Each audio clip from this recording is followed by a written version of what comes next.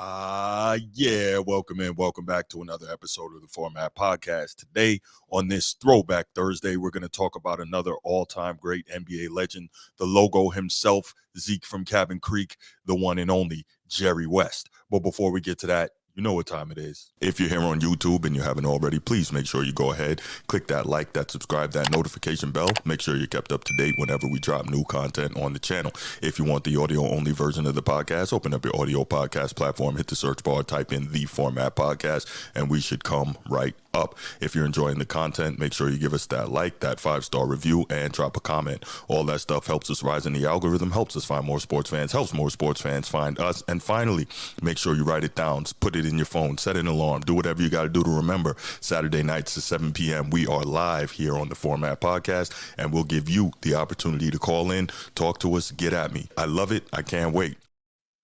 All right, so as I mentioned in the intro, we're going to be talking today about the one and only Jerry West, the soon-to-be record-setting 3-time entrant into the Basketball Hall of Fame. So, yeah, Jerry West, man, that guy was special.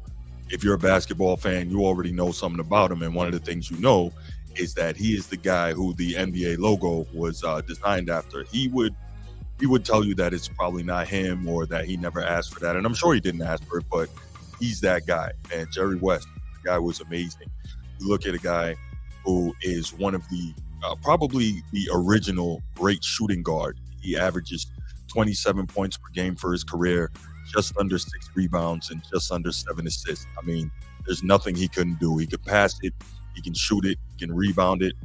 I think part of the reason that we don't look at Jerry West the way we should have was obviously because of playing 9 times in the NBA Finals and losing 8 to those all-time great Celtics teams, and that's got to be tough. And I'm sure that's something that he's learned to live with over time. But I'm sure it took him a very long time to get over that. He was probably one half of, I guess, the original Splash Brothers, Jerry West and Gail Goodrich, the original greatest shooting backcourt of all time, of course, until Steph Curry and Klay Thompson came along. This is a guy who played 14 years in the league, and I mean, he was just amazing. You can see from the highlights there that he had a masterful pull-up jump shot. He was quick for his era. He was explosive for his era. He could get up.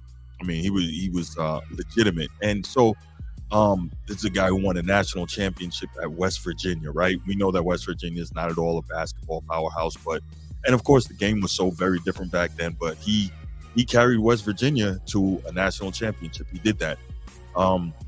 He also won a gold medal in the 1960 Olympic Games. So the first time he got into the Basketball Hall of Fame was in 1979 after retiring as a player. And at that time, he had just finished coaching the Lakers, so he played his entire career for them. And then he coached them for a few years. I think he wasn't an elite coach. I think his record was like 145 and 101. And so when he was done, I think he retired in 1974. After the 1974 season, he made it into the Hall of Fame in 79. Yeah, 5 years after. And then he made it in a second time in the year 2010, and that was as a member of the 1960 United States men's basketball team, which won gold at the Summer Olympics in Rome. And coincidence, that same Olympic delegation, 1960 in Rome, a young Cassius Clay, who would later become Muhammad Ali when he converted to Islam, he won a gold medal in the light heavyweight division in boxing. So you can imagine what kind of elite Olympic delegation that must have been to have both Jerry West and, of course, Cassius Clay, who, again, later became Muhammad Ali. But anyway, here's the thing. Jerry West is about to go into the Hall of Fame for a third time, this time as a contributor for his work as Los Angeles Lakers and Memphis Grizzlies GM, and also his time as a consultant with the Golden State Warriors and Los Angeles Clippers. His elite basketball career has gotten him 9 championship rings. Unfortunately, again, only 1 on the floor, but you saw in the clips how quick he was. You saw how he was amazing in the pull-up jump shot. That was his thing. And it's crazy because obviously they didn't have threes back then, but being primarily a mid-range shooter and a slasher, he shot the ball at 47.5% for his career, which is wild because you're playing in an NBA that's got guys like Nate Thurmond, and Wilt Chamberlain, and of course the great Mr. Russell, Bill Russell, protecting the rim. So they had some legitimate shot blockers and rim protectors back then. And of course, as we know, the game was much more physical back then. Even though the 60s were a fast era, it was still more physical, much more so than it is today. And so, again, we also know they didn't have all the science and the medical and all that, but Jerry West was he was just an absolute problem. I mean, when we talk about what this guy did, he walked in the league getting 18 a game. But the crazy part is that was his first year, and he makes the jump from 18 points a game in his first year to about 30.8 as a second-year player. That is incredible, and it also tells you how much work he put in his game clearly during that offseason. And as a 6'3" guard, he averaged 8 rebounds per game in that second season. So like, that's wild, right? In his best season, he averaged 9.7 assists and 26 points per game, came second in the MVP running. And so that just shows you Jerry West is a guy who could do it all. Just amazing. I mean, I went back and I watched some film, and I've been a Celtics fan since, the late 80s. I love the Celtics, but I can be objective and I can say Jerry West, even though he was a Laker, I felt for this guy, because this is a guy that actually won finals MVP on a losing team. That's how good Jerry West was. I want to say he averaged over 40 points a game in that series, something crazy like that. But there's nothing he couldn't do. And so when you talk about his ability as a player, then you talk about his basketball knowledge as a coach, and then as a GM building teams, and then you talk about the work he did, not in a permanent GM capacity, but again, as a contributor with the Clippers and the Golden State Warriors, helping the Warriors to win 2 championships, and then obviously helping build the Clippers.